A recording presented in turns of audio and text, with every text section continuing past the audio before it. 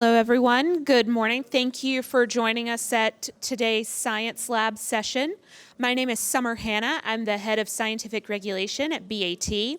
Just for a bit of housekeeping for those of you who might not have attended a science lab before, how the session will run is that each speaker will have 15 minutes. There'll be a brief video that we'll watch, and then we'll open the floor for discussion and any questions that you might have. And so with that, we will kick off with our first speaker today is Dr. Ricardo Pelosa. So Dr. Pelosa is the founder of the Center of Excellence for Accelerating Harm Reduction at the University of Catania. Dr. Pelosa is a full professor of internal medicine at the same university, and together with 100 members research team with different specializations, they conduct several high-profile clinical and behavioral research in the fields of smoking-related disease. Today, Dr. Pelosa's presentation will be the oral side effects of non-combustible nicotine products, a systematic review and network meta-analysis.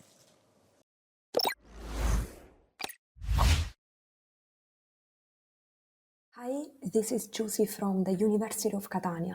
I'm pleased to share the key findings from our network meta-analysis on the oral side effects of non-combustible nicotine products.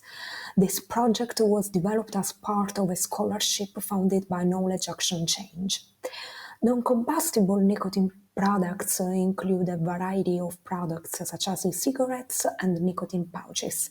They deliver nicotine without burning tobacco, which reduces exposure to smoke-related toxins.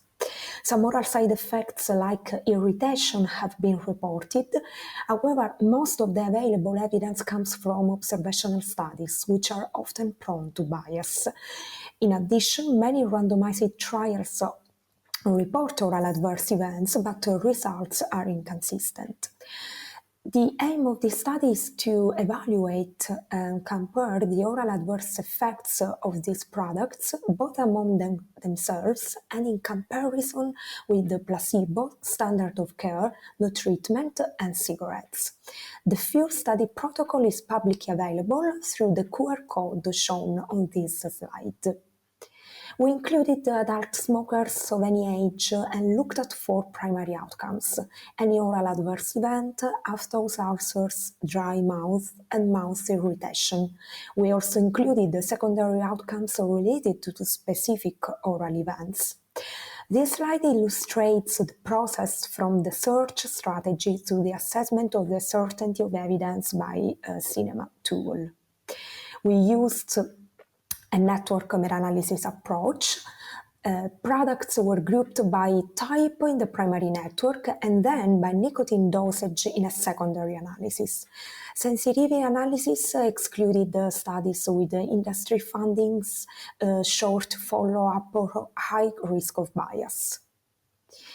We included 36 RCTs with over 12,000 participants. The network included 8 products and 4 comparators. Most studies were conducted in North America and Europe. In the next slides, you'll see the network plots and league table for each primary outcomes. Overall, no significant differences in oral adverse events were found between these products and placebo.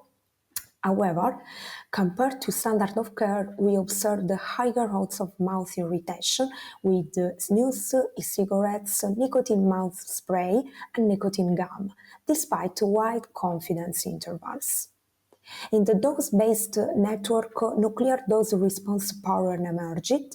Among secondary outcomes, 2 significant results emerged compared to placebo: jaw disorder and oral burning. Sensitivity analysis broadly confirmed these findings, although some results changed the significance depending on study quality and funding source. This slide shows the risk of bias assessment across domains for each outcome, with most domains rated as having some concerns. Overall, the certainty of the evidence was low to very low. To summarize, most products appear orally well tolerated, with side effects that were generally mild, transient, and rarely led to discontinuation. The significant irritation observed versus standard of care likely reflects the mode of delivery, such as chewing or inhalation, rather than nicotine itself. The study offers two important takeaways. Clinically, dental professionals should play an active role in tobacco harm reduction strategies by monitoring oral side effects and guiding product choice. From a research perspective, future RCTs should be better designed and include more consistent reporting of oral outcomes. Thanks for your attention.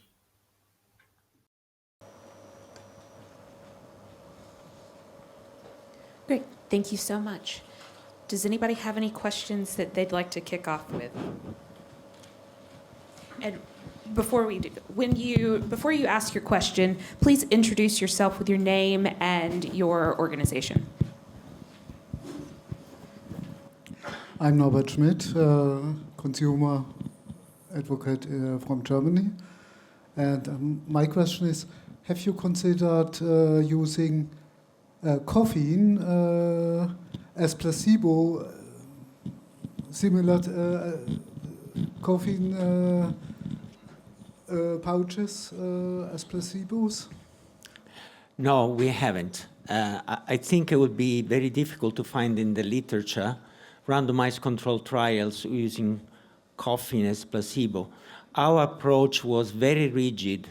We just identified 36 randomized controlled trials and across quite a wide range of non-combustible oral nicotine products, including electronic cigarettes, snus, and gums and lozenges. So no caffeine. It's a great idea, I think, to look in isolation at the impact of caffeine in several domains, including oral health. But this study was clearly designed to compare whether there were any adverse changes in adverse events across different types of products. Unfortunately, probably you've noticed heat-no-burns and oral nicotine products are poorly represented simply because they are not randomized controlled trials. So this is obviously a suggestion for many researchers around the world to do some targeted research in some specific areas where there is an unmet need.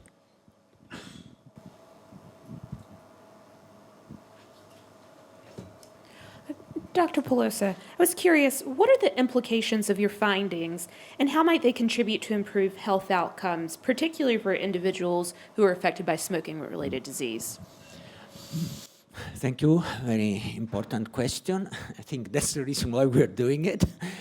It is simply we wanted to try and understand what is the impact of these products on oral health. There's been quite an emerging narrative quite recently, about the increased risk of oral condition in subject using non-combustible oral nicotine delivery systems. And I think the implication is very clear from the conclusion. If these products are so very well tolerated, if these products are causing so very limited oral problems, why not implementing them as alternative approaches for tobacco harm reduction and smoking cessation? I think that's the message. Of course, there are limitations in this type of studies. I think the main limitation, to be honest, is that most of the adverse events are self-reported, and I think future studies needs to include standardized way by which PI and dentists are using the oral changes, or alternatively, to use objective way to assess oral changes, as we're doing in the Big Smile studies, in which we are using portable spectrometries or specific scanners to measure dental plaque accumulation, tartar accumulation, to measure gingival inflammation, and white spot lesion, which are the very early changes in the mineralization of the enamel that will eventually cause cavities. And you understand if that's a reversible lesion, and you understand how that is important. Because if I can identify a reversible lesion, I just suggest and educate the subject to just brush on that particular teeth, and I will completely reverse the white spot lesion, preventing the occurrence of caries that needs to be treated. Brândușoara Țăranu, Philip Morris. I want to ask you a little bit for the future. Even if the research that you did doesn't show much difference between nicotine use and placebo, however, could be consumers that might still, suffer from this type of lesions. And also I'm aware that you also looked into a newer technology, which is sting-free technology, and also you conducted a study related to this. Maybe if you can comment a little bit on that study, and also maybe if you have any data or output from that study related to the nicotine release through that barrier that constitutes some sort of interface between a nicotine pouch and the mouth. Okay, so you're trying to raise questions in relation to another studies that we just published a couple of weeks ago. Let me just illustrate the study in brief. It is just an evaluation of the impact of a sting-free nicotine pouch that was given to regular snus and oral nicotine pouch users who already had some mucosal lesions, fibrosclerotic lesions, white lesions inside the mucosa. And the bottom line from that study is that the patient who completely switched to this new type of nicotine pouch had a 90% reversal of the damage. So to me, this is a proof of concept that any product can be improved. And if you can improve a product today, this will lead to a higher adherence, a higher acceptance of the product in the future. And also is a reminder that any literature that is emphasizing risk today is mainly related to products that are already 5 years old. So anything needs to be seen in perspective, because everything tends to improve over time. So I keep saying to regulators, if you're worried about some minuscule or negligible risk, health risk of these products, look ahead, look in 5 years. They will be managed, resolved. I'm not sure what you were asking about this study in particular. Can you just remind me? I mean, did I answer your question about the first? First part, yes, I think it's totally covered, but I was wondering if you have, I know that in the publication you have no information about potential implication of the nicotine release from this type of... No PKs. Okay, thank you. Okay.